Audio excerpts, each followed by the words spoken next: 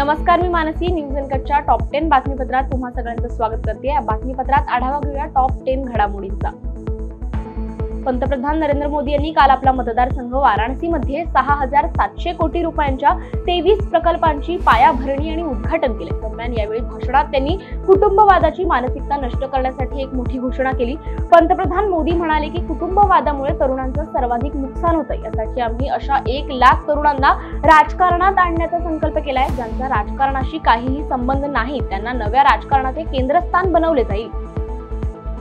विधानसभा निवडणुकीसाठी भाजपने 99 उमेदवारांची पहिली यादी रविवारी जाहीर करून बाजी मारली.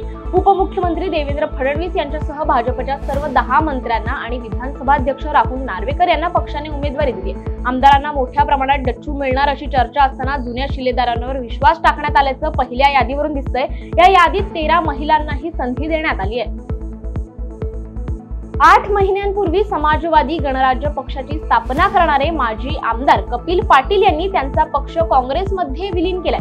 काँग्रेस अध्यक्ष मल्लिकार्जुन खरगे यांच्या उपस्थितीत कपिल पाटील यांनी काँग्रेसमध्ये प्रवेश केला. दिल्ली येथे झालेल्या पक्षप्रवेश सोहळ्यावेळी महाराष्ट्र प्रभारी रमेश चन्नीथिला, काँग्रेस प्रदेशाध्यक्ष नाना पटोले यांच्यासह विरोधी पक्षनेते विजय वडेट्टीवार, विधान परिषदेतील काँग्रेस पक्षाचे गटनेते सतेज उर्फ बंटी पाटील उपस्थित होते. विधानसभा निवडणुकीसाठी भाजपने जाहीर केलेल्या पहिल्या यादीत मुंबईत वर्सोवा येथील डॉक्टर भारती लव्हेकर, बोरिवली येथील सुनील राणे आणि घाटकोपर पूर्व येथील पराग शाह यांचा समावेश नसल्याने हे 3 आमदार वेटिंगवर आहेत. पहिल्या यादीत अपेक्षेप्रमाणे कुलाबा येथून विधानसभा अध्यक्ष राहुल नार्वेकर, मलबार हिल मधून कौशल्य विकास मंत्री मंगल प्रभात लोढा यांच्यासह वांद्रे पश्चिम येथून मुंबई भाजपचे अध्यक्ष आशिष शेलार यांची नावे आहेत. महाविकास आघाडीतील जागा वाटपाचा तिढा अद्याप सुटला नाहीये. त्यात राज्यातील काँग्रेस नेते दिल्लीत आहेत तर इथं ठाकरे गट आणि शरद पवारांच्या भेटीगाठी सुरू आहेत. विदर्भातील जागांवरून ठाकरे गट आणि काँग्रेस यांच्यात प्रचंड रस्सीखेच सुरू आहे. त्यात ठाकरे गटाचे पूर्व विदर्भाचे संपर्क प्रमुख भास्कर जाधव यांनी काँग्रेसला जुन्या गोष्टींची आठवण करून देत जास्त ताणलं तर तुटूही शकतं असा सल्ला दिलाय. हरियाणा विधानसभा निवडणुकीत काँग्रेसला थोडक्यात पराभव पत्करावा लागला. या पराभवानंतर मित्रपक्षांकडे दुर्लक्ष केल्याने काँग्रेसचा पराभव झाल्याचा दावा इंडिया आघाडीमधील मित्रपक्षांनी केला होता. त्यामधून धडा घेत महाराष्ट्रामध्ये काँग्रेस पक्ष, शिवसेना, ठाकरे गट आणि राष्ट्रवादी काँग्रेस, शरद पवार गट यांच्याकडे अधिकाधिक जागांची मागणी करत आहे. मात्र जागा वाटपावरून आघाडीमध्ये फूट पडणार नाही एवढा दबाव काँग्रेसकडून आणला जातोय. त्यासाठी काँग्रेसकडून सावधपणे पावलं टाकली जात आहेत. दहशतवाद्यांनी जम्मू काश्मीर मधील गांदरबल जिल्ह्यातील गगनगिरी भागात रविवारी रात्री मोठा हल्ला केल्याची माहिती समोर आली आहे. या हल्ल्यात 7 जणांचा जागीच मृत्यू झालाय. तसेच या हल्ल्यात अनेक जण गंभीर जखमी झाले असल्याची माहिती समोर आली आहे. या हल्ल्यानंतर देशाचे गृहमंत्री अमित शहा यांनी प्रतिक्रिया देत या हल्ल्यात सहभागी असलेल्यांना सोडले जाणार नाही, कठोर प्रत्युत्तर दिलं जाईल असा इशारा त्यांनी दिलाय. विधानसभा निवडणुकीत विद्यार्थ्यांना मतदान करता यावे यासाठी मुंबई विद्यापीठाने नियोजित परीक्षा पुढे ढकलण्याचा निर्णय घेतलाय.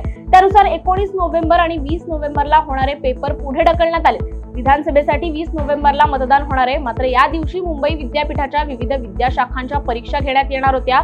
परिणामी विद्यार्थ्यांना मतदानापासून वंचित राहावे लागले असते. तसेच मुंबई वगळता अन्य जिल्ह्यातील बहुतांश विद्यार्थ्यांचे मतदान गावी असल्याने त्यांना या कालावधीत प्रवास करून गावी जाणे शक्य नव्हते. त्यामुळे हा निर्णय घेण्यात आलाय. अनेकदा न्यायालयात काम करताना एखाद्या प्रकरणावर कोणते उपाय सुचवावेत हे आपल्याला सुचत नाही. ज्यावेळी अयोध्येचं काम माझ्या पुढे आलं होतं त्यावेळी 3 महिने आम्ही अयोध्येच्या कामावर विचार करत होतो. शेकडो वर्ष ज्यावर कोणी उपाय काढला नाही ते काम आमच्या पुढे आलं. हे काम सुरू असताना यातून मार्ग कसा शोधायचा हे कुणालाही माहित नव्हतं. मी दैनंदिन जीवनात दररोज पूजा करतो.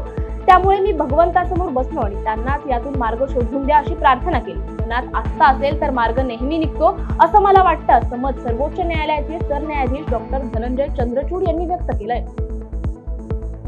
हिरव्यागार टेकड्या ही पुण्याची ओळख आहे. परंतु पुणे वेगाने वाढत असून टेकड्यांवरील अतिक्रमणही वाढली.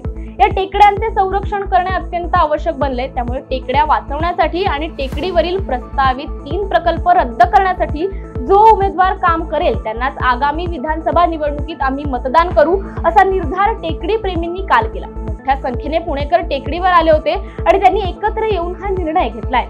वेळ झाली